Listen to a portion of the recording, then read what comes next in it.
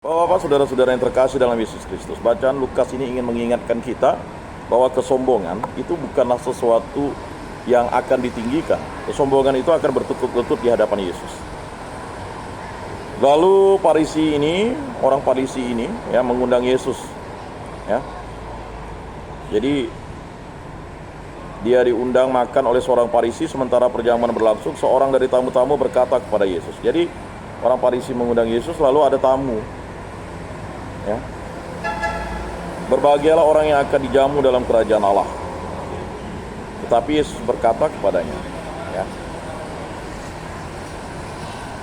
ada seorang yang mengadakan perjamuan besar, ia mengundang banyak orang. Jadi dia ingin sebenarnya mengatakan orang-orang yang dalam perjamuan ini dia sombong. Dia tidak layak hidup dalam perjamuan ini. Mengapa? Karena dia merasa sombong, diundang. Tetapi dia diundang, dia tidak mengindahkan. Dia hanya mau diundang oleh orang-orang yang memberikan kenikmatan. Nah, tetapi Yesus berkata kepada dia, ada seorang mengadakan perjamuan besar. Ini yang dimaksudkan. Siapa seseorang itu? Yesus sendiri yang mengundang kita. Ia mengundang banyak orang. Jadi semua orang diundang.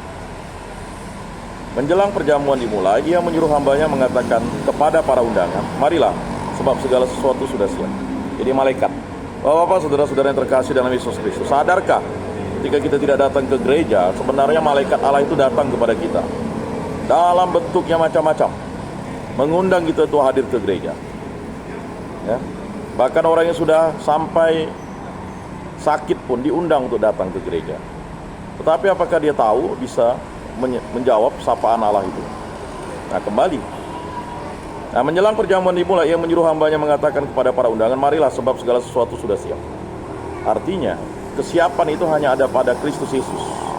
Ketika sudah kegenapan terjadi, ya kan, undangan yang sempurna itu adalah undangan perjamuan suci, ya, yang diberikan Yesus. Nah, di muka bumi ini adalah misa, ya. Jadi perjamuan suci itu adalah undangan Yesus.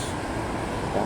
Satu-satunya sarana untuk berbicara kepada Tuhan Yesus atau undangan surgawi yang diberikan kepada manusia oleh Allah sendiri, yaitu misa. Itulah undangan suci, tubuh dan darah Kristus. Ya, Bapak-bapak, saudara-saudara yang terkasih, jika Bapak lalu tidak hadir dalam perjamuan suci, yaitu akan mengakibatkan kita menjadi melawan Allah, menentang Allah. Tetapi mereka semua minta dimaafkan. Sorry ya, tidak bisa ke gereja hari ini. Sorry ya, tidak bisa karena saya ini banyak pekerjaan. Ya. Ini yang di dunia ya. Lalu dia bilang minta dimaafkan. Ya, ampunilah saya, maafkanlah saya tidak bisa hadir. Nah, yang lain berkata, aku baru membeli 5 pasang lembu kebiri dan aku harus pergi mencobanya. Aku minta dimaafkan. Nah, ini dia tadi, materi. Ya. Jadi karena dia memiliki banyak harta, ya anggaplah ya lembu itu dikebiri, ya.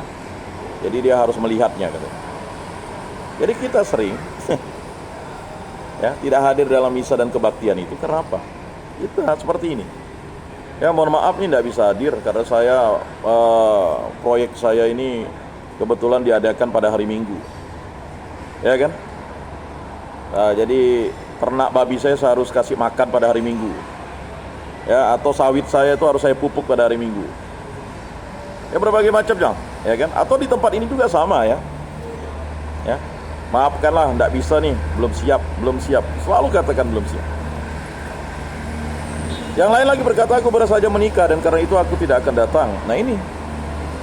Bahkan ada yang menentangnya karena merasa kenikmatan dunia itu. Jadi menikah. Kita nih kan hari Sabtu resepsi, hari Minggu ngapain ke gereja? Banyak di antara kita mengadakan resepsi pada hari Minggu, ya. Lalu tidak datang ke gereja. Bahkan resepsi pada hari Sabtu pun tidak datang ke gereja juga. Atau kita ngadakan pesta ya. Sering terjadi misalnya di daerah-daerah itu. Kalau ngadakan pesta lalu tidak ada misa pula, atau tidak ada kebaktian pula pada hari Minggu. Tidak bisa itu wajib dilaksanakan, kan begitu. Nah, maka kembalilah hamba itu dan menyampaikan semua itu kepada tuannya. Lalu murkalah tuan rumah itu dan berkata kepada hambanya, pergilah segera ke segala jalan dan lorong kota, dan bawalah kemari orang-orang miskin dan cacat, orang-orang buta dan lumpuh.